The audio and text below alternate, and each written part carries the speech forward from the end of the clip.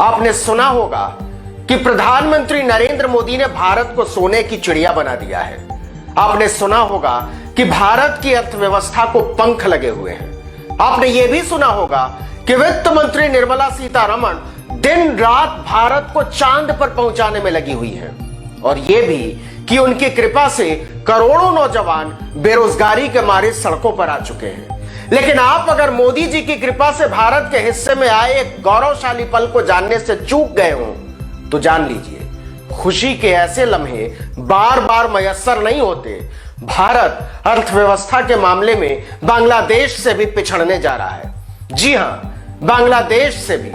आपको सदमा लग सकता है, लेकिन यही सच है। आईएमएफ की इस रिपोर्ट के मुताबिक भारत की पर कैपिटा जीडीपी में इस साल 10.3% की गिरावट आ सकती है, जबकि बांग्लादेश में इस आंकड़े में गिरावट नहीं बल्कि बढ़ोतरी होगी। आईएमएफ का मानना है कि बांग्लादेश में इस साल प्रति व्यक्ति जीडीपी में 4% की बढ़ोतरी हो सकती है।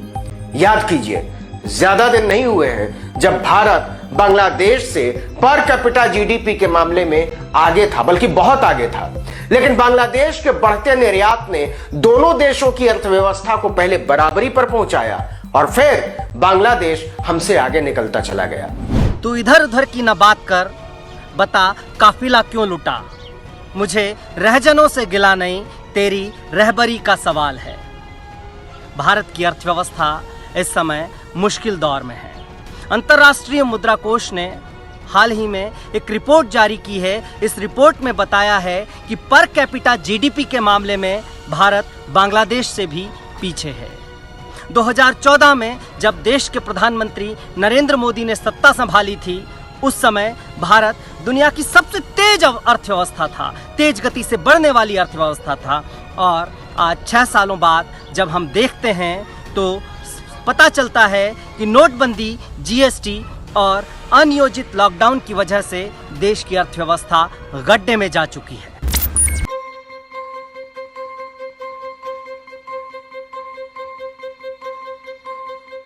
हम बांग्लादेशियों को दीमक कहते रहे और बांग्लादेश ने विश्व गुरु को कई मायनों में पछाड़ दिया। सवाल उठता है कि ऐसा क्यों हो रहा है? क्या सिर्फ कोरोना काल में पिटी अर्थव्यवस्था इसके लिए दोषी है, या पिछले कुछ सालों से चला आ रहा सिलसिला है? आईएमएफ की रिपोर्ट चौंकाने वाली है। रिपोर्ट कहती है कि भारत की विकास दर इस साल नेगेटिव रहने वाली है, जबकि बांग्लादेश की विकास दर 4% तक हो सकती है। यहां तक कि पाकिस्तान की विकास दर भी 1% के आसपास रह सकती है। रिपोर्ट आगे बताती है कि भारत में विकास दर पिछले 4 सालों में 8.3% से गिरकर 3.1% तक जा पहुंची, जबकि इस दौरान बांग्लादेश की विकास दर 9% के आसपास रही। कोरोना काल में भारत की विकास दर माइनस में आ गई, -24%। उधर बांग्लादेश मजबूत बना रहा। रिपोर्ट में आगे अनुमान लगाया गया है कि इस वित्तीय वर्ष के अंत तक भारत को प्रति व्यक्ति आय के मामले में बांग्लादेश पीछे छोड़ सकता है। आखिर 5 साल पहले भारत की प्रति व्यक्ति आय बांग्लादेश से 40% ज्यादा थी। पिछले 5 सालों में बांग्लादेश इस गैप को कम कर देता है और आगे निकलने की स्थिति में आ जाता है, और हम मुंह ताकते रह जाते हैं। $5 ट्रिलियन की अर्थव्यवस्था की बात करते हैं, लेकिन प्रति व्यक्ति आय को गिरने से संभाल नहीं पाते। अंतर्राष्ट्रीय मुद्रा कोष की ये जो रिपोर्ट है, जिसे वर्ल्ड आउटलुक रिपोर्ट कहा जाता है, इस रिपोर्ट में ये कहा गया है कि भारत की अर्थव्यवस्था 1991-92 के बाद सबसे मुश्किल दौर में है, और ये मुश्किल दौर जल्दी थमने वाला नहीं है। 8 नवंबर 2016 को प्रधानमंत्री नरेंद्र मोदी ने जब नोटबंदी की थी, उस समय कहा गया था कि देश में काला धन समाप्त हो जाएगा, आतंकवाद समाप्त हो जाएगा, परंतु स्थितियां इसके उलट है। आतंकवादियों ने पुलवामा हमला किया, जिसमें हमारे 40 जवान शहीद हो गए। काला धन की बजाय हमारे घरों में रखी हुई माताओं बहनों ने जो बचा कर रखी थी, उस बचत को खा लिया गया। आज हमारा देश किस कदर पिछड़ रहा है और आज हम आगे बढ़ने की जगह अंधकार में जा रहे हैं, तो राहुल गांधी ने सरकार का किस सच्चाई से कराया सामना, देखिए इस रिपोर्ट में। बदलते वक्त के साथ साथ दिन ब दिन हालात सुधरते हैं, स्थितियां काबू में आती हैं। महामारी के बाद कई देश फिर से विकास की पटरी पर लौटे हैं, लेकिन भारत में 6 महीने बाद भी कुछ नहीं बदला। सब जस का तस है, न अर्थव्यवस्था सुधरी है, न महंगाई रुकी है। हालात बद से बदतर होते जा रहे हैं, जिसे देखकर भी मोदी सरकार अनदेखा कर रही है। यही वजह है कि आंकड़े गिरते जा रहे हैं, जिससे देश की चिंता बढ़ रही है। इसी स्थिति को लेकर विपक्ष लगातार मोदी सरकार को घेर रहा है। आज भी कांग्रेस सांसद राहुल गांधी ने गिरते अर्थव्यवस्था को लेकर सरकार को आड़े हाथों लिया है। उन्होंने ट्वीट कर कहा कि बीजेपी सरकार की एक और जबरदस्त उपलब्धि, पड़ोसी मुल्कों ने भी हमसे बेहतर तरीके से महामारी को हैंडल किया।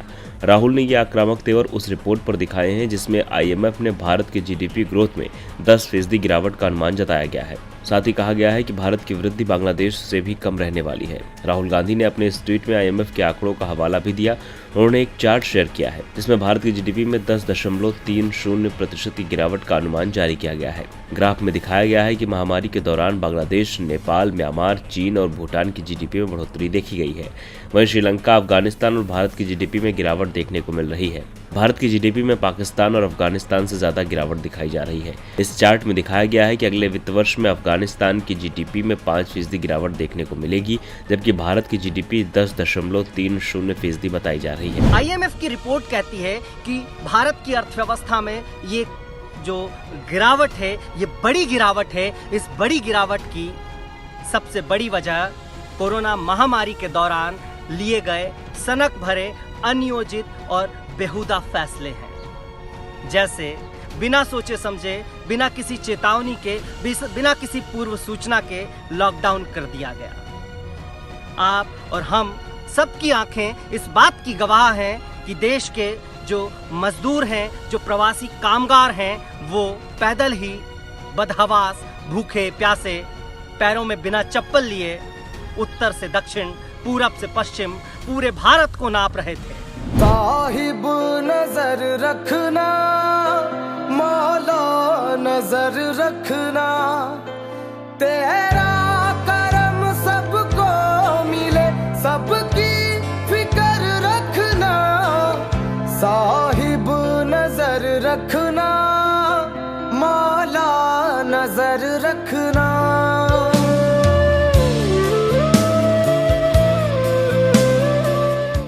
प्लांट 22 तारीख को बंद हुआ, उस दिन से हम लोग का खाने पीने का इतना दिकदारी है।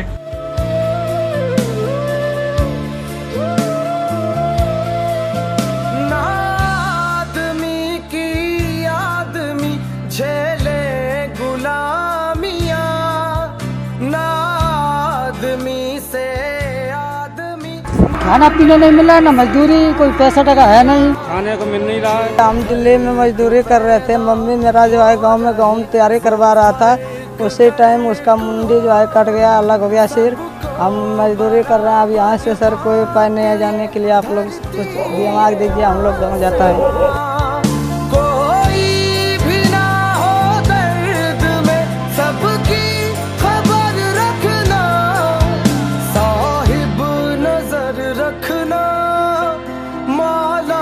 नजर रखना, साहिब नजर रखना, मौला नजर रखना।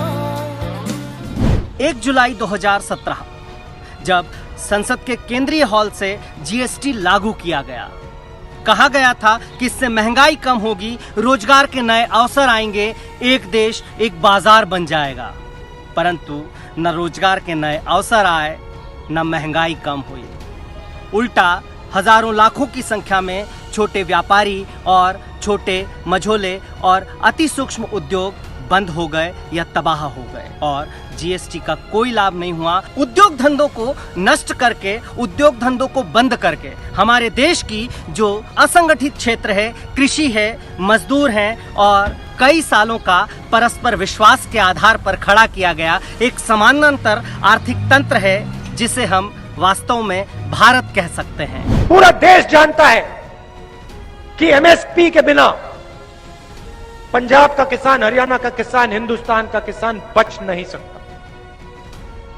मोदी जी कहते हैं मंडी की कोई जरूरत नहीं। मैं जानता हूं कि सिस्टम में कमियां हैं। सिस्टम को आपने बदलना है तो बदलिए, और मंडियां बनानी है तो बनाइए। आपको 10 किलोमीटर में मंडी डालनी है, डालिए। नरेंद्र मोदी जी कहते हैं किसान अपना माल कहीं भी बेच देगा। मंडी खत्म हो जाएगी, सड़क खत्म हो जाएगी। सड़क खत्म हो जाएगी तो किसान कैसे बेचेगा? क्या हवाई जहाज से जाके बेचेगा? ये जो ढांचा है कांग्रेस पार्टी ने बनाया, चाहे एमएसपी हो, चाहे फूड सिक्योरिटी बिल हो, मनरेगा हो, यह पूरा का पूरा ढांचा हमने आपके लिए बनाया है, आपकी रक्षा के लिए बनाया है, और हम इनको इस ढांचे को तोड़ने नहीं देंगे।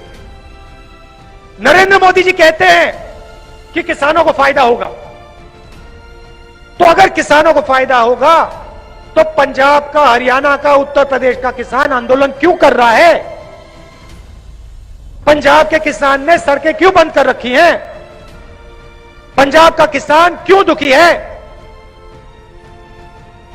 अगर किसानों को फायदा होता तो आपने पार्लियामेंट हाउस में डिस्कशन क्यों नहीं किया? आपने डिबेट क्यों नहीं होने दी? आपने हमें बोलने क्यों नहीं दिया? अगर किसानों को फायदा होता तो बोलने में क्या मुश्किल? पार्लियामेंट में डिबेट करने में क्या मुश्किल? आप जानते हो कि किसानों को नुकसान होगा, आप जानते हो कि आप हिंदुस्तान के, पंजाब के किसान की रीढ़ की हड्डी तोड़ रहे हो, इसलिए आपने डिबेट नहीं कराई, इसलिए किसान आंदोलन कर रहा है। कांग्रेस पार्टी की सरकार आएगी तो ये आपके जो 3 कानून हैं नरेंद्र मोदी जी, इनको हम फाड़ के डस्टबिन में फेंक देंगे। एक तरफ आप कहते हो मेक इन इंडिया, एक तरफ आप कहते हो रोजगार दिलवाएंगे, दूसरी तरफ आप लाखों मंडियों में लोगों को बेरोजगार कर रहे हो। और आप ये मत समझिए कि इस देश का किसान कमजोर है, अब ये मत सोचिए कि इस देश का किसान डरता है। किसान से मजबूत इस देश में कुछ चीज नहीं है। अंतर्राष्ट्रीय मुद्रा कोष की ये रिपोर्ट कहती है कि भारत में अर्थव्यवस्था में जो गिरावट है वो 10.3% है। इस गिरावट का अर्थ ये है कि हमारे देश में अर्थव्यवस्था की स्थिति बहुत भयावह है, जो 1991-92 का सबसे मुश्किल दौर था, उसके बाद की सबसे बड़ी गिरावट है। IMF की रिपोर्ट ये भी कहती है कि ये गिरावट लंबे समय तक चलने वाली है। जब से अंतर्राष्ट्रीय मुद्रा कोष यानी IMF का ये अनुमान सामने आया है, देश में भारत की जीडीपी से ज्यादा चर्चा बांग्लादेश की जीडीपी की चल रही है। IMF का अनुमान ये भी है कि प्रति व्यक्ति जीडीपी में आने वाले दिनों में बांग्लादेश भारत को पीछे छोड़कर आगे निकल जाएगा। इस पर जाने माने अर्थशास्त्री कौशिक बसु ने ट्वीट करके लिखा है, IMF के अनुमान के मुताबिक प्रति व्यक्ति जीडीपी में बांग्लादेश भारत को 2021 में पीछे छोड़ देगा। उभरती हुई अर्थव्यवस्था वाले देश इतना अच्छा कर रहे हैं, ये अच्छी खबर है, लेकिन भारत के लिए ये आंकड़े चौंकाने वाले हैं। 5 साल पहले तक बांग्लादेश भारत से 25% पीछे था। देश को बोल्ड राजकोषीय मौद्रिक नीति की जरूरत है। IMF ने भारत के जीडीपी का अनुमान जहां -10.3% लगाया है, वहीं बांग्लादेश के लिए ये अनुमान 3.8% का है। प्रोफेसर प्रबीर डे मानते हैं कि बांग्लादेश की अर्थव्यवस्था के फलने फूलने के कई कारण हैं। पहली बात है कि बांग्लादेश अभी विकासशील देशों की लिस्ट में है। दूसरी बात, बांग्लादेश में भारत जैसे मतभेद नहीं हैं। राजनीतिक विरोध वहाँ भी होते हैं, लेकिन डोमिसाइल, जाति, भाषा, राज्य के आधार पर वहाँ विभाजन भारत जैसा नहीं है। तीसरी बात, अर्थशास्त्री कौशिक बसु कहते हैं, वहाँ महिलाओं का सशक्तिकरण भी तेजी से हो रहा है। बांग्लादेश की सियासत में 2 महिलाओं, शेख हसीना और पूर्व प्रधानमंत्री खालिदा जिया का प्रभुत्व रहा है। कपड़ा उद्योग में भी महिलाओं की भागीदारी खूब है। चौथी बात जो बांग्लादेश के पक्ष में है वो है उनकी मार्केट वैल्यू। दुनिया भर में मेड इन बांग्लादेश कपड़ों की अलग और अच्छी पहचान है। इसके लिए बांग्लादेश सरकार के गवर्नेंस सिस्टम को श्रेय दिया जाना चाहिए। बांग्लादेश सरकार का शिक्षा, स्वास्थ्य और भोजन पर खर्च बेहतर है। इस बात की तस्दीक अलग अलग ह्यूमन डेवलपमेंट इंडेक्स भी करते हैं, जिसमें बांग्लादेश भारत से आगे है। बांग्लादेश की जीडीपी ग्रोथ भारत से बेहतर कैसे हुई? इसका जवाब एक लाइन में प्रबीर देते हैं, बांग्लादेश की सरकार ने अर्थव्यवस्था को सुधारने के लिए सीढ़ी के रास्ते ऊपर चढ़ने की कोशिश की है, ना कि भारत की तरह लिफ्ट का रास्ता चुना। लिफ्ट में तकनीकी खराबी से आप एक जगह पर रुक जाते हैं, लेकिन सीढ़ी हो तो उतरना चढ़ना ज़्यादा आसान रहता है। यही है दोनों देशों की अर्थव्यवस्था में बुनियादी फर्क।